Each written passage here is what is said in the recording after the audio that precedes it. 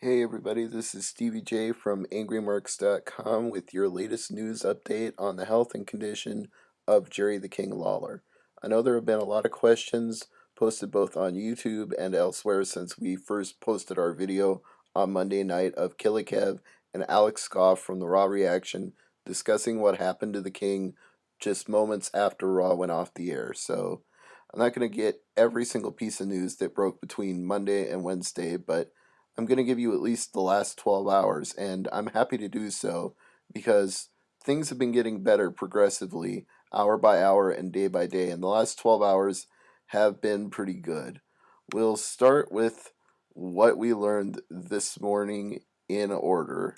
Arto Cal relayed an update from his son Brian, who some of you may know better as Grandmaster Sexay. He says that Lawler is being slowly lowered off of sedation and breathing support right now, and that he was shocked a total of 7 times at the arena. Then he said tests on his brain won't be available until this morning. But a later update sounded more optimistic. Lawler reported, "The CT scan of my dad's brain came back good. With his brain not receiving oxygen for as long as it did, there was a chance he could have had brain damage. I truly believe everyone's prayers are working and the Lord is holding him in the palm of his hand. Today is another day, so how about another prayer for the King?"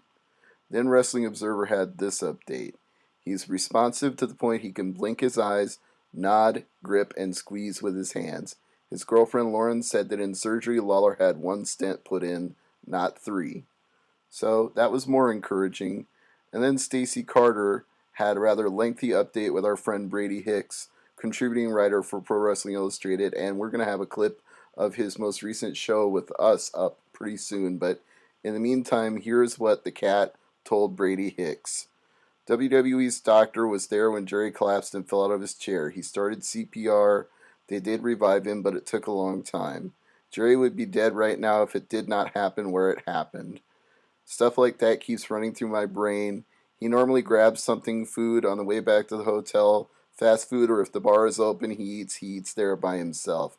This could have happened 2 or 3 hours later and nobody would have been there with him and he wouldn't be here now.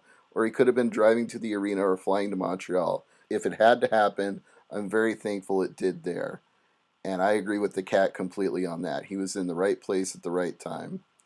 Jim Ross then tweeted, Memphis TV Channel 3 reports Lawler has no brain damage from his Monday night heart attack. Thank God for WWE doctors and EMTs. Agree with Jim Ross 100% on that one. The news kept getting better this afternoon as TMZ had an update from Lawler's son Kevin, who said, Jerry is hooked up to tubes and still not able to speak, but he's writing stuff on a notepad to talk to people. Not just brief notes, but detailed stories which show he knows where he is and what is going on.